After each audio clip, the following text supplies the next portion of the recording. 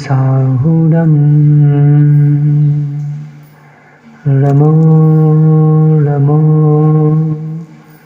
सिद्धिसाहुडं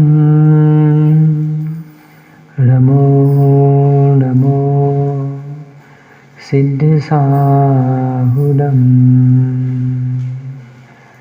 चौबीसं तिथ्यरे उसहाई वीर पश्चिमे बंदे सवे सगड़गड़ हरे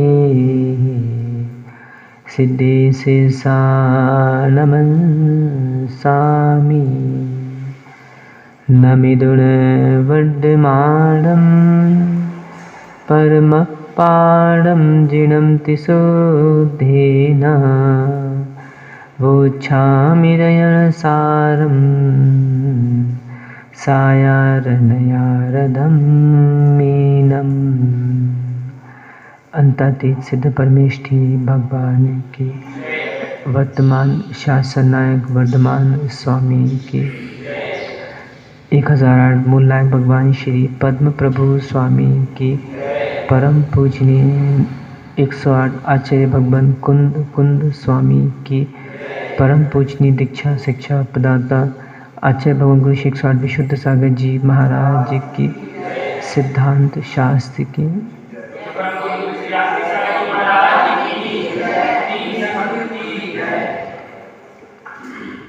बंधु, हम सभी श्री पद्म प्रभु स्वामी के श्री चरणों में शिव श्री की प्राप्ति के लिए श्री जिन देशना का श्रवण कर रहे हैं। जीवन का कोई सार है तो वह सार है। इसकी प्राप्ति जिसने की है, निर्वाण की प्राप्ति उसने की है। जीव इस संसार में भ्रमण करता है। 3 प्रकार से वह कार्य करता है, मन से, वचन से और काय से।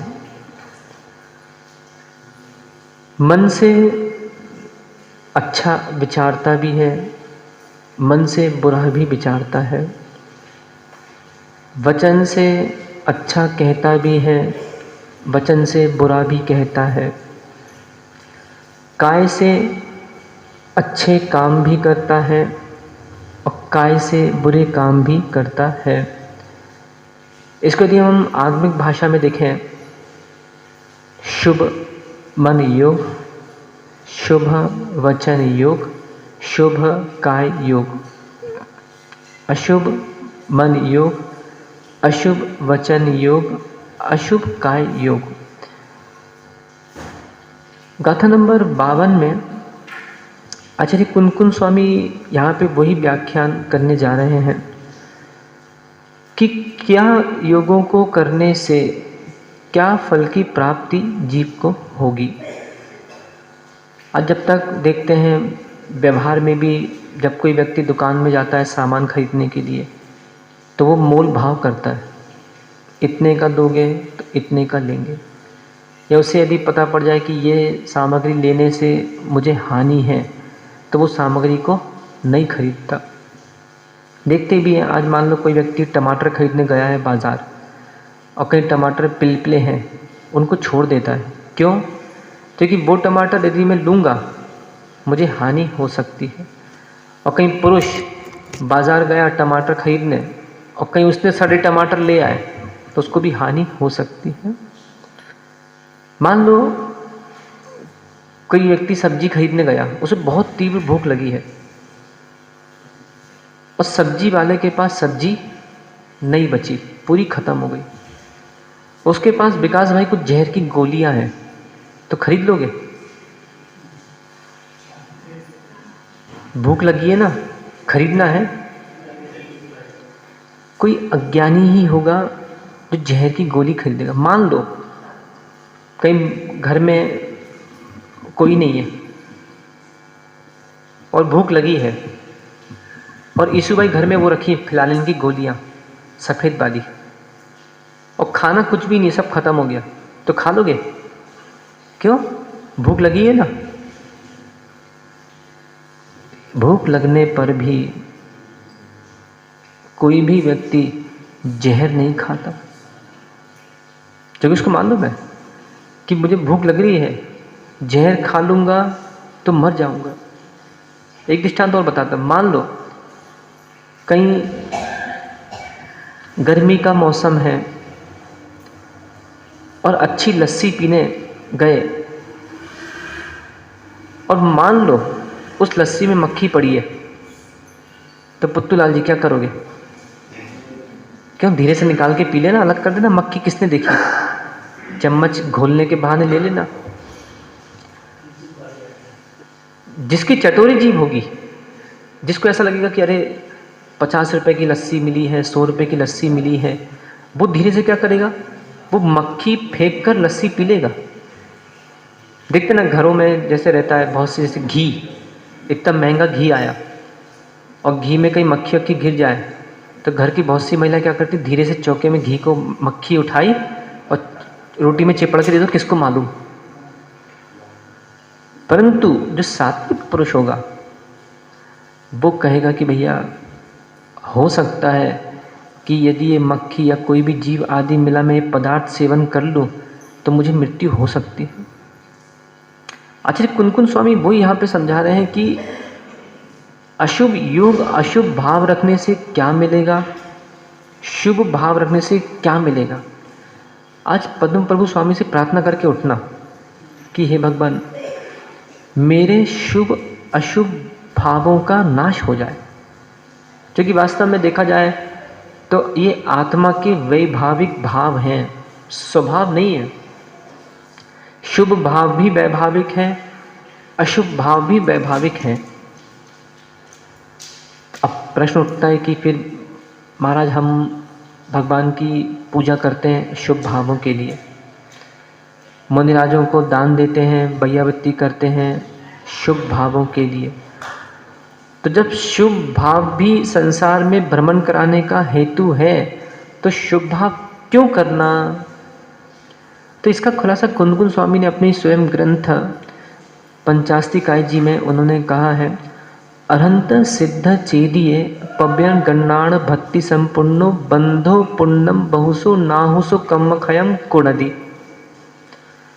अब मान लो किसी वक्ता ने इस गाथा का अर्थ करके और उठ जाए और नीचे टीका का अर्थ ना करे तो भ्रम फैल सकता है।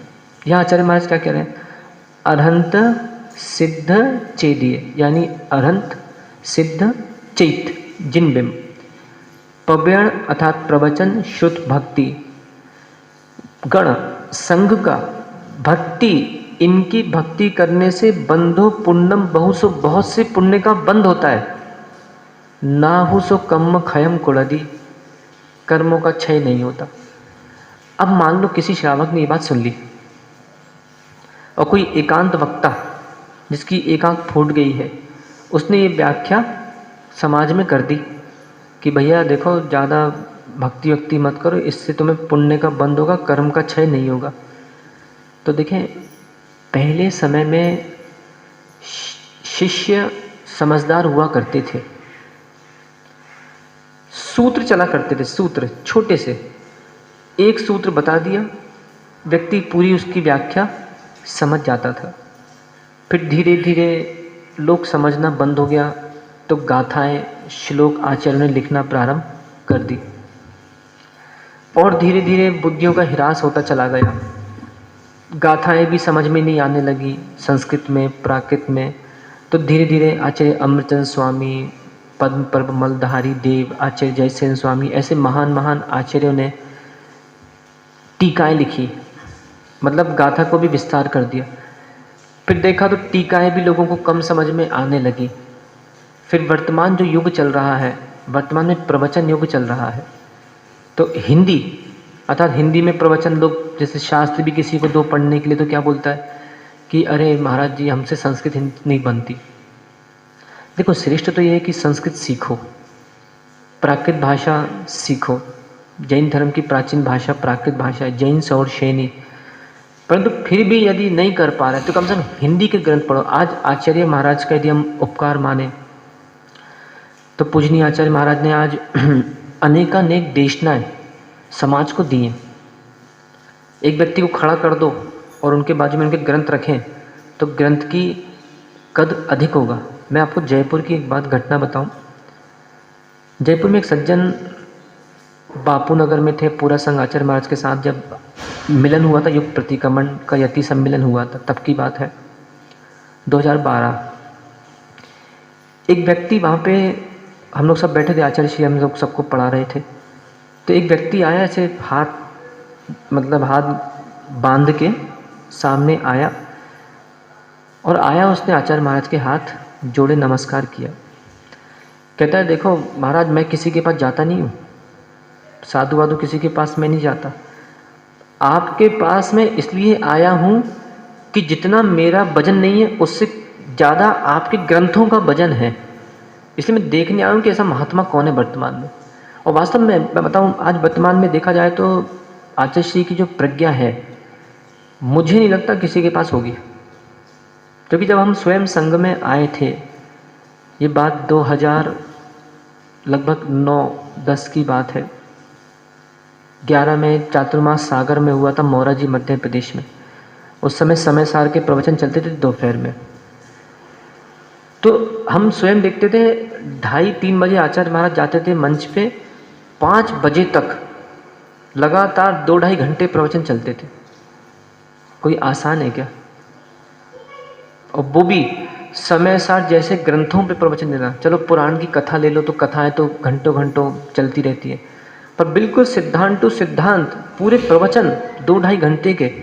और आज देखो ना, तो समय सार देशना, सर्वोदय देशना, सागर अनगार धर्म देशना, श्रमण देशना, श्रावक देशना, नियम देशना, सत्यार्थ बोध और अनेक। अभी आचार्य महाराज का, यदि आप लोगों को पता नहीं तो मैं बता देता हूँ, एक आचार्य महाराज का भी वस्तुत्व महाकाव्य, वो भी एक अभी आने वाला है, या फिर आ गया हो तो ध्यान नहीं, पर जहाँ तक आने वाला है।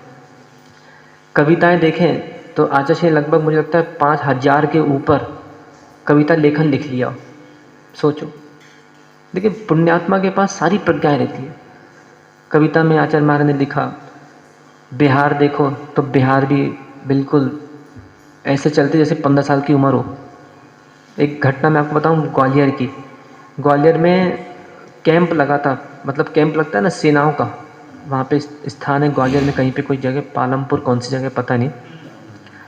तो उन्होंने पूरे संघ को निकलते देखा, वहाँ के अफसर ने, वहाँ पे कोई जैन भी अधिकारी होगा, उसने बाद में बताया।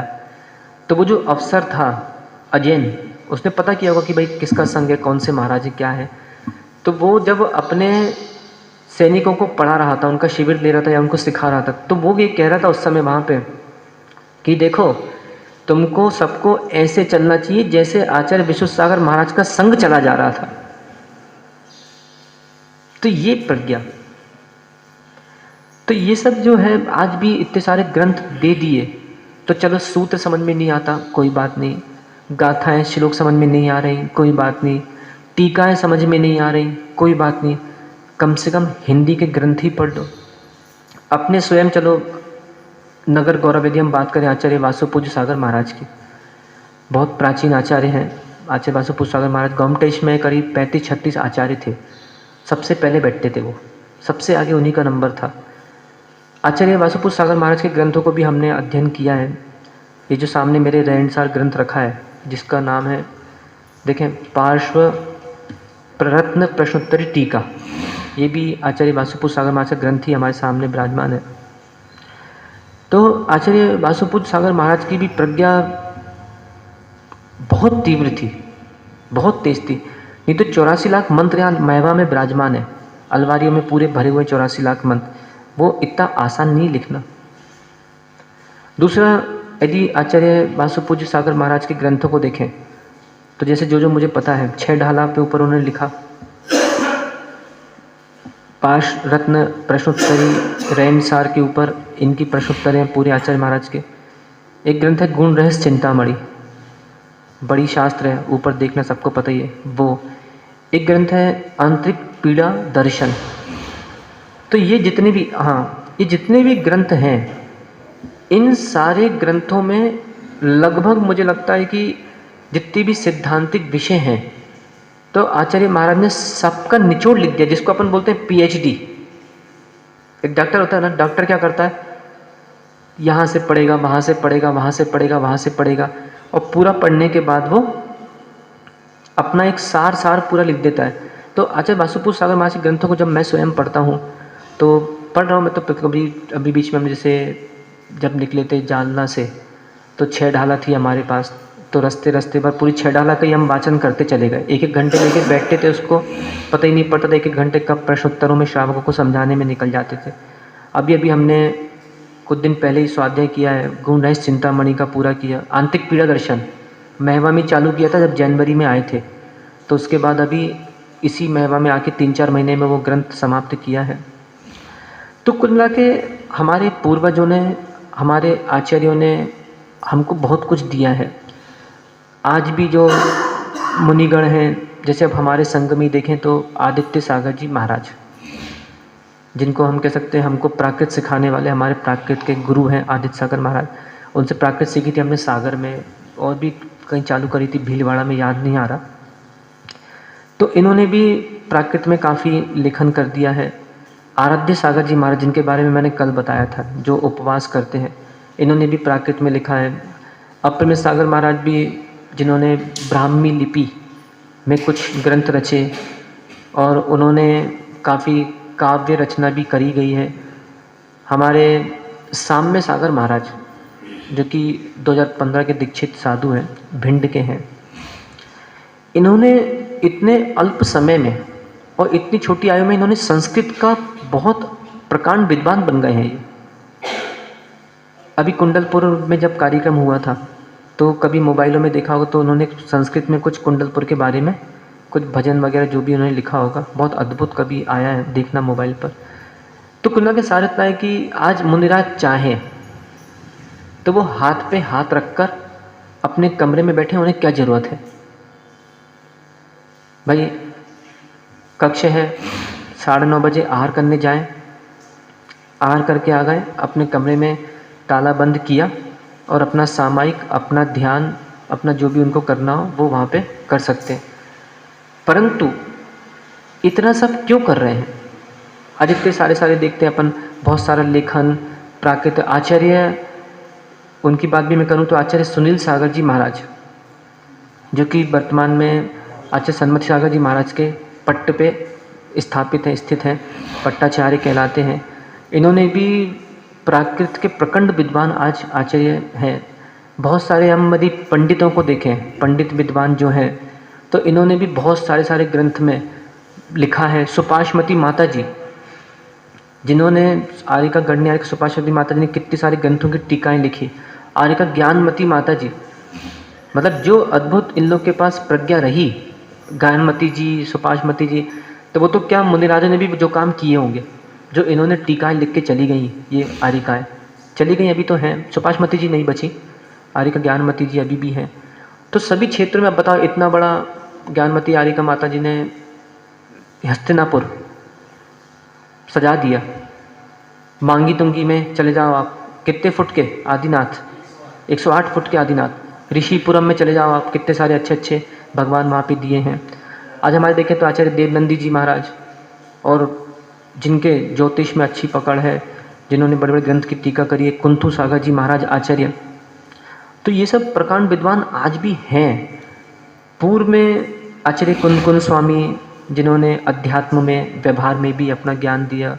आचार्य समंत भद्र स्वामी, जो न्याय शास्त्री थे, उन्होंने महान ग्रंथ रचे। तो कम से कम अपने यहाँ अपन जयकारा लगाते हैं, प्राचीन भगवानों के भी लगाते हैं, तो आचार्यों के भी जयकारा कभी कभी प्राचीन आचार्यों के लगाया करो। परंतु देखें, पंथवाद संतवाद से ग्रसित मत होना। ये तो माना किसी को कोई आचार्य पसंद है, किसी ने कोई आचार्य का नाम ले दिया तो झगड़ा हो गया। अभी कुछ दिन पहले अपने बुंदेलखंड की घटना सबको पता है, धोती दुपट्टों में मंदिरों में लोग लड़ रहे। अब विचार करो, ये अच्छी बातें हैं कि अरे एक बात बताओ, किसी भी आचार्य परमेष्ठी का नाम लोगों, निर्जरा होगी कि नहीं होगी? होगी। ठीक है, इन्होंने उन आचार्य परमेष्ठी का नाम लिया, उनने जयकारा लगा दिया, आप उन आचार्य परमेष्ठी का नाम ले लो, आप उनका जयकारा लगा दो। इसमें लड़ने की बात क्या है? कुल मिला के लगता है कि आपका वीर अंतराय कर्म का क्षयोक्षम कम हो गया कि आप उनका जयकारा लगाया किसी ने तो आप में ईर्ष्या भाव आ गया। तो ठीक है, कोई बात नहीं। देखो, घरों में भी ये व्यवस्थाएं बिल्कुल सुचारू रूप से चलती रहें। कैसी? घर में 4 भाई रहते हैं, एक भाई को टमाटर की सब्जी पसंद है, एक भाई को गिलकी की पसंद है, एक भाई को लौकी की पसंद है, एक भाई को कद्दू की पसंद है। कोई बात नहीं, अपने अपने प्लेटों में अलग अलग सब्जी ले लो और अपना आराम से रोटी खाओ। भाई तुम्हें रोटी डालना गिलकी की सब्जी में डालो, कद्दू में मत डालो, पर जो अगला कद्दू की सब्जी में रोटी डाल रहा है उसे डालने दो। तो ऐसे वर्तमान में पंथवाद संतवाद से ग्रसित होने का मुझे लगता है कोई सार है नहीं है। इतना अच्छा समय चल रहा है, भगवान मिल रहे हैं हर, आजकल तो देखो ना, छोटी सी समाजों में 10-10, 11-11, 20-20 मंदिर हो जाते हैं। आज भाई साहब विदिशा से आए, कितने मंदिर हैं? 15 मंदिर हैं विदिशा जैसी समाज में। और देखा जाए तो विदिशा 6-7 किलोमीटर में पूरा विदिशा हो जाता है। यदि नाप लो, आप शीतल धाम चले जाओ, शीतल धाम से अनंत विहार कितना किलोमीटर? 4 किलोमीटर। स्टेशन मंदिर से वासु पूज्य नगर 1.5 किलोमीटर यदि अपन ट्रेन से चढ़ के निकलें तो। भोपाल तो ठीक है, वो अलग शहर चला गया। अपना किरी मोहल्ला, अच्छा अपन देखें तो वो अपना कोने वाला मंदिर कौन सा है? किला मंदिर, अद्भुत। विदिशा के किला मंदिर के दर्शन करके आओ आप, ऐसा लगता है जैसे कुछ क्षेत्र में आ गए। मैं तो समझ नहीं पाया आज तक उसको घोषित क्यों नहीं किया गया। वो तो अतिशय क्षेत्र घोषित करने लायक है। कौन? विदिशा का किला मंदिर, अद्भुत मंदिर बना है। अनंत विहार का मंदिर भी काफ़ी बड़ा बन गया। किरी मोहल्ले का मंदिर 3 मंजिला, 3 मंजिला हो गया ना, 3 मंजिला मंदिर बन गया। स्टेशन मंदिर अपना है ही, लगता है ये तीरथ जैसे बढ़िया। बाहर देखो जाओ तो बाहर गैलरी में ही अच्छा मानस्तंभ बना है, रोड से दर्शन होते। तो ये सब चीज़ें क्या है कि प्राचीन आचार्यों ने बहुत कुछ दिया है। अब चाहते हैं तो अपने उपयोग को अपने में लीन रख लेते, परंतु जैसा मूलाचार में व्याख्यान आया है, आद हिदम का दब्बम सक्कदी पर हिदम चा का दब्बम। आत्महित करना चाहिए, शक्ति हो तो परहित भी करना चाहिए है। तो आचार्यों ने, प्राचीन आचार्यों ने, वर्तमान के आचार्यों ने, मुनियों ने, विद्वानों ने अपना कल्याण करने के साथ साथ श्रावकों का भी पूरा ध्यान रखा। पर श्रावक कभी कभी ध्यान नहीं रखते। तो देखो, मैंने कल भी कहा था, आज भी कह रहा हूँ, पहले भी कह रहा हूँ कि अपने इस मुखामृत से पंच परमेष्ठी के प्रति किसी भी प्रकार की कोई टीका टिप्पण ना हो, वो ज़्यादा श्रेष्ठ होगा। कम से कम चलो, इन्होंने हमको इतना कुछ दिया, हम उनको नहीं दे पा रहे, तो चलो हम उनकी सेवा शुश्रूषा करते रहें। हालांकि देखें, ये बात भी है कि जितना कुछ मिला है, चाहे ग्रंथ आज उपलब्ध है पूरे देश में, हर प्रकार के ग्रंथ, आपको कौन सा ग्रंथ पढ़ना है बोलो तो, रसायन पढ़ना है तो जैन शास्त्रों में मिलेगा, गणित पढ़ना हो तो जैन शास्त्र में मिलेगा, नीति पढ़ना हो तो नीति वाक्यमित, कुरल काव्य, यशस्तिलक, चंपू महाकाव्य जैसे महान ग्रंथ मिलेंगे।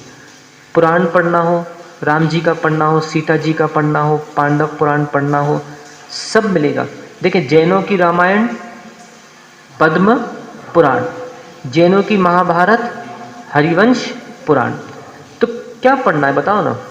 अध्यात्म पढ़ना हो, समय सार, प्रवचन सार जैसे महान महान ग्रंथ हैं। चंडन योग पढ़ना हो, रत्नकरंडक, शाक्याचार्य, सागरांगा, धर्मामृत जैसे महान महान ग्रंथ हैं।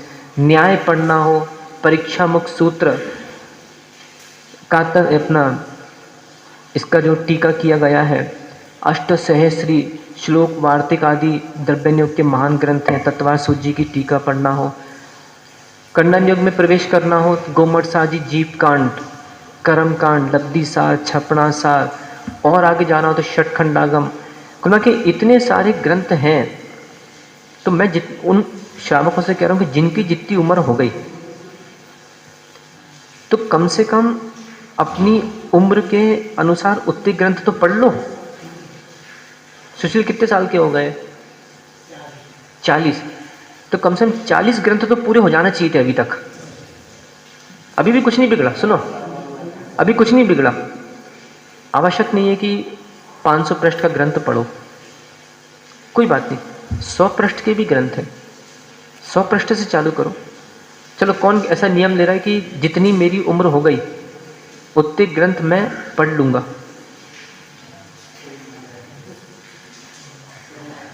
बोलो बोलो।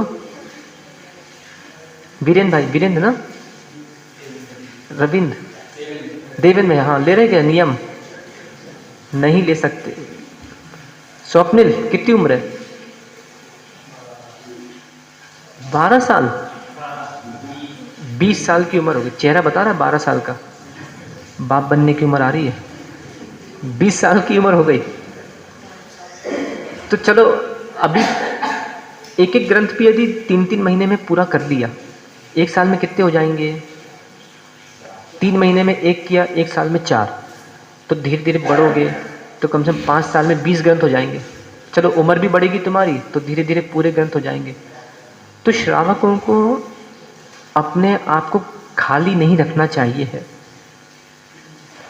क्योंकि मुनिराज भी अध्ययन करते रहते हैं, पढ़ते रहते हैं। देखिए, ज़्यादा तो शास्त्र में कुछ लिखा नहीं है। 6 द्रव्य, 7 तत्व, 9 पदार्थ, 5 आस्तिकाएँ, इन सब के अलावा शास्त्र में है क्या? परंतु फिर भी गेहूं का आटा वो ही है, रोटी भी खाता है, उससे बना के पकवान भी खाता है, आटा वही है। एक काम किया करो ना तुम लोग, रोटी वोटी क्यों बनाते हो? कितना समय बर्बाद होता है। पहले उसको बेचारे को पानी डालो, गूंदो ज़बरदस्ती, फिर रोटी बनाओ, फिर वो बेचारी फूल जाए तो उसको दबाओ, पिचकाओ, घुमाओ, अग्नि वेस्ट, समय बर्बाद। सीधा अपना आटा लिया, आटा फाका, पानी पी लिया, फुर्सत। हाँ, सतुआ जैसो खा लिया। पर क्या करें, जब तक पकाओ नहीं तो आनंद नहीं आता। ऐसे ही ये द्रव्य, पंचास्तिकाय, पदार्थ, ये सब एक आटे के तुल्य हैं। जब तक इनको मिर्च मसाला डालकर पकाकर शास्त्र प्रस्तुत ना करो तब तक आनंद नहीं आता। मैं भी इस ग्रंथ सीधे सीधे बाँच दूँ ना, तुम लोग एक भी कोई यहाँ दिखेगा नहीं, सब भाग जाओगे। पर मुझे भी कितना ज़्यादा मिर्च मसाला डाल के व्यक्ति के मस्तिष्क को देखकर परोसना पड़ता है कि भैया इसको ऐसा परोसो कि खाने में रुचि आए। ऐसे चौके में भी ऐसा भोजन बनाओ कि खाने में रुचिकर लगे। नहीं, वास्तव में एक बात सही है कि साधु स्वादु नहीं होते। इसका मतलब ये नहीं है कि कोई भी साधु आए तो उबली लौकी डाल के हे स्वामी लीजिए, ऐसा नहीं। भोजन के बारे में मैं ज्ञान दे देता थोड़ा सा। भोजन ऐसा हो कि देखकर मन करे कि ये मैं ग्रहण कर लूं, ना कि भोजन ऐसा हो कि देखकर मन करे भैया अंजलि बंद, इसे पीछे करो।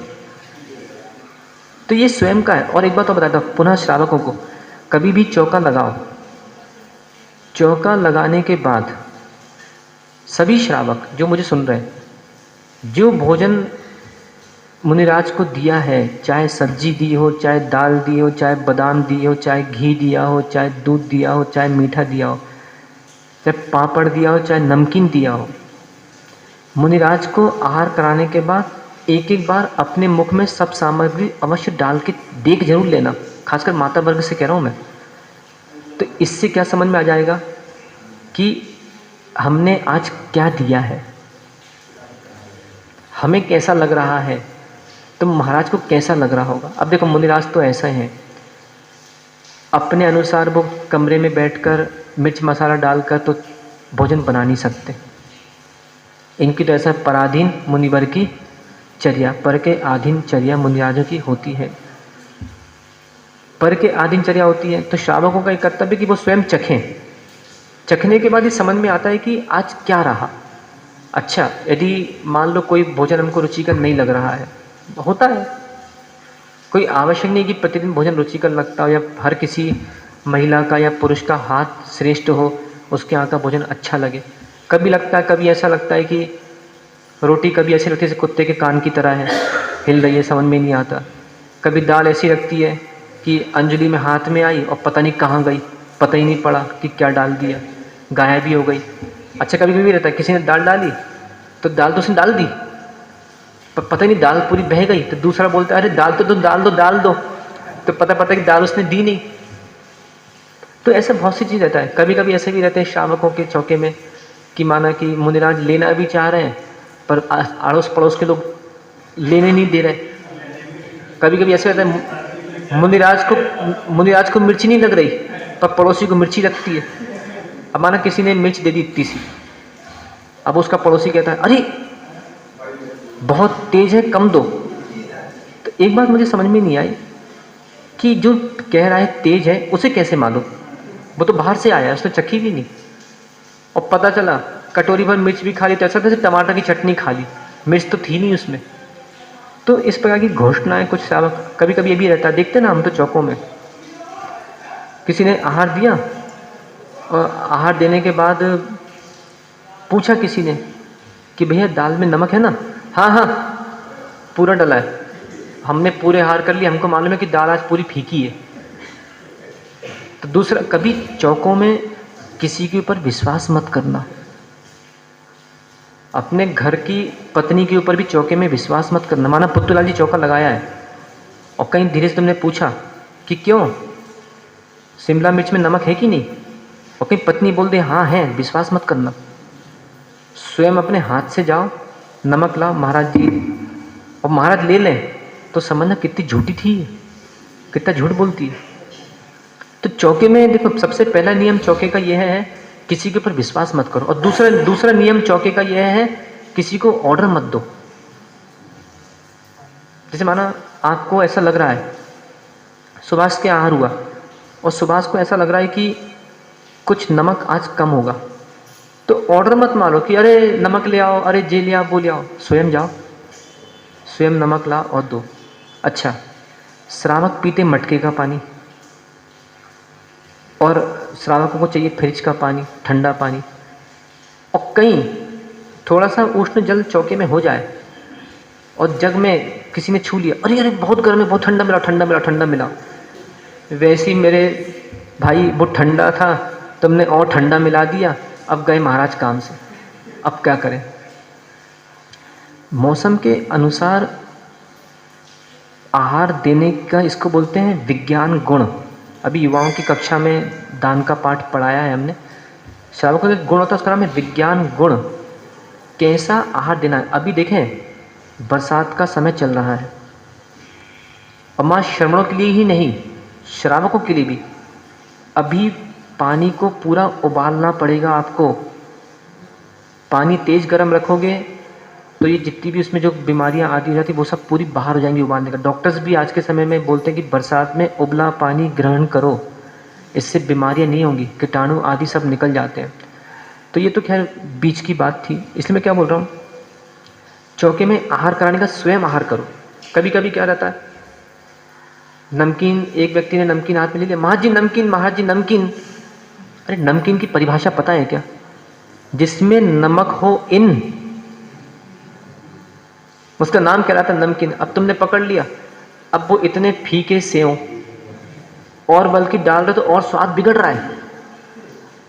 अब डाल रहे महाराज जी नमकीन लो ना, महाराज जी नमकीन लो ना। तो मेरी भाई वो नमकीन, मुझे पता वो नमकीन नहीं है, बेसन का पेस्ट है, वो कौन खाएगा। इसलिए कभी भी चौका लगाने के बाद स्वयं अवश्य उससे स्वाद लेना। पानी भी पीना, जो पानी दिया है पानी भी पीना, और जो दूध मुनिराज को दिया वो दूध भी पी के देखना।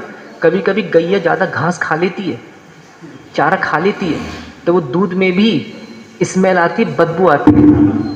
कभी कभी पानी भी ऐसा रहता है कि कुछ कुएं के पानी में दुर्गंध आने लगती है, पर क्या करें, मुनिराज तो गैया की तरह होते हैं। दिन भर श्रावक उनके पीछे चलता है और जब चौका लगता है तो श्रावक ने प्रधान कर लिया अब मुनिराज गैया बन के नीचे मुँह करके, जैसे वो पकड़ते ना, रस्सी पकड़ के खींचती रहती है, ऐसे चले जा रहे हैं। तो इसलिए ये तो खैर एक बात की बात थी।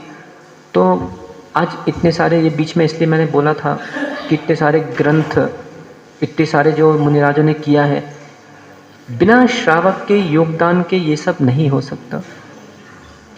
क्योंकि श्रावक साधु को आहार दान देता है, और आहार दिया मतलब उस आहार को लेके मुनिराज साधना करेंगे, शास्त्र पढ़ेंगे, इसने शास्त्र दान दिया हुआ कहलाया। एक श्रावक ने मुनिराज को आहार दिया तो आहार दान तो उसने दिया ही दिया। दूसरा, अपने आगम ग्रंथों में कहा है, भुक्ख समा नाहु व्याधि, अन्न समा नाचा ओसम। भूख के समान कोई व्याधि नहीं और अन्न के समान कोई औषध नहीं। तो जिसने आहार दिया वो समझे साक्षात उसने औषध दिया है। दूसरा, जिसने आहार दिया उसने साधु की जान बचा ली, अभय दान दिया। तो आहार दान श्रेष्ठ दान कहा गया है। तो जितने भी आज तक दिगंबर मुनि जो भी ग्रंथों का अध्ययन कर रहे हैं, पाठन कर रहे हैं, आज हमारे पास इतने सब ग्रंथ हैं जिन्होंने अपने उपयोग को शुभ में लगा रखा है। तो ये सब बिना श्रावकों के उससे नहीं हो सकता। और देखें, वास्तव में धर्म तो ऐसा है कि जब तक दो चक्र, एक चक्र श्रमण का है, एक चक्र श्रावक का है, जब दोनों व्यवस्थित भरे रहेंगे तब मोक्ष मार्ग की साइकिल चलती है। और एक भी पंचर हो गया तब मोक्ष मार्ग की साइकिल चल नहीं सकती। खैर, और आचार्य महाराज इसमें क्या कह रहे हैं इसको हम पुनः कल समझेंगे। आज यहाँ से उठने के पहले ये निर्णय करके उठना कि जब भी मैं चौका लगाऊंगा, चौका लगाने के बाद जो मैंने मुनिराज को खिलाया है उसको मैं अवश्य एक बार चख के ज़रूर देखूंगा कि आज मैंने क्या दिया है। तो हो सकता है पुनः, अब जैसे कभी कभी होता है ना, महाराज जी टेस्टी, अब महाराज को पता है वो कितनी टेस्टी है, वो मात्र नाम भर है उसका, पर वो कितनी है। तो ऐसी चीज़ें, इसलिए स्वयं कभी कभी चख के देखते जाएं। और कभी कोई सामग्री यदि मुनिराज ना लें तो इसमें कोई ना कोई रहस्य अवश्य होगा। वो रहस्य को अवश्य समझकर उस प्रकार से अनुरूप अपना जीवन यापन करें जिससे जीव रक्षा हो और अवश्य निर्वाण की प्राप्ति हो सके। रक्षा करो जीव की रक्षा करो, जीव की रक्षा करो जीव की रक्षा करो। यदि नहीं की रक्षा जीव की तो चलती रहेगी दुकान कर्म अजीब की, भगवान आदिनाथ स्वामी की।